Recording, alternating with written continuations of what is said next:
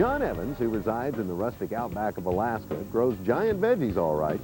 So big that the Guinness Book of World Records has come a-knocking 9 times.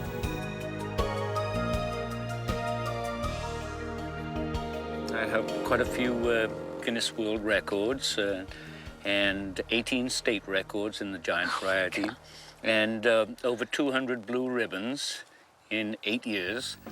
Well, this is a stonehead variety cabbage. John estimates this cabbage to be a whopping 35 pounds. How big is that, you ask?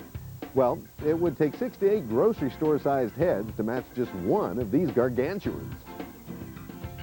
This is a leek, a little bit larger than you would normally see. A little larger? That's a freak leek compared to the ones in my garden. So how does John grow humongous vegetables that, believe it or not, aren't stringy and taste delicious?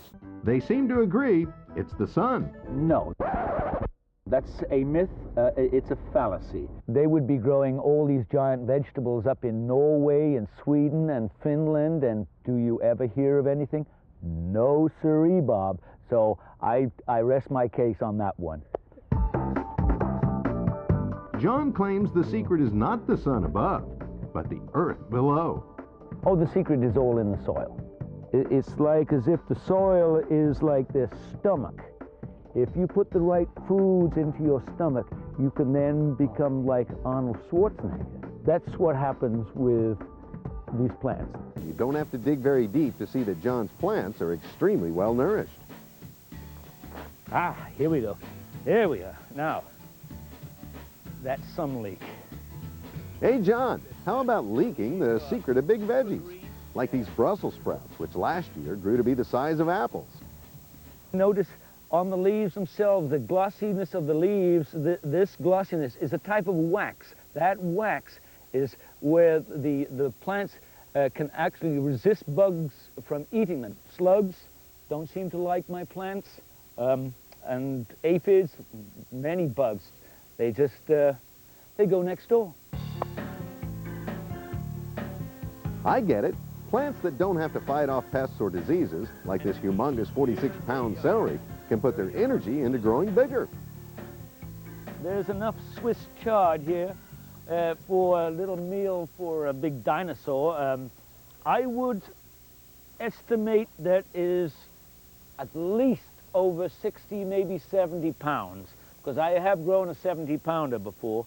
This is a big plant. Here we have a zucchini.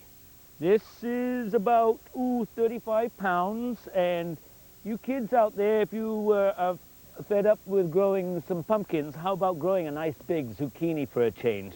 Sounds great. And in addition to that trick, John says if you maximize the soil's potential, it'll maximize the plant's potential. So how does John feed the soil? Now here is the secret to my success. Compost tea. It's a special gourmet recipe John's been working on for years. With just the right combination of compost, micronutrients, and bacteria. A little bit goes a long way. It's the equivalent to about maybe 500 to 1,000 pounds of compost. Essentially, he's turbocharged his compost, and with it, everything else in his garden. What happens in the soil is everything is stimulated with all the microorganisms to such a high point that they will give that plant the maximum food for its production. Well, here we have some carrots. And more food for the soil means bigger, tastier, healthier veggies. That's a pretty nice carrot. These monsters are not just for show. They also make for good eating. Zucchini bread, leek and potato soup, fried zucchini, good soup, zucchini this, good stew, zucchini that, stir fry, zucchini soup. Oh boy, just give me more. You know, there's one more way to tell that John's plants are ultra healthy. It's by their Brix level, or the amount of sugar they contain. You see, in the grocery store, most veggies have a Brix level of between, oh, say 6 and 10, whereas John's measure in at a whopping 20. Now we're ready to make compost tea. And to do that, you'll need a 5-gallon bucket, a diffuser, some air hoses, and an air pump. After attaching all those pieces together, drop it in the bucket and turn it on. Look at all those little micro bubbles coming up. The air John is pumping into the water encourages the growth of millions of good, or aerobic, bacteria. First we need to do is put in a small amount of compost. We will say for this amount, about 8 cups of compost. Look at this beautiful compost. Into the bubbling bucket it goes. Now, John has his own special blend of ingredients he adds, which contains, among other things, simple sugars. The tea brews for 24 hours. Then John mixes 5 parts water to 1 part tea. The reason why it's called tea is because it looks like tea, but it doesn't act like tea. Then he applies the liquid 2 ways, straight into the soil or on the leaves. Get foliage nicely wetted down, and this is what will cause a biofilm. This will protect the plant from diseases and insects. Now, for John, bigger veggies isn't always the goal, but a bigger bounty is.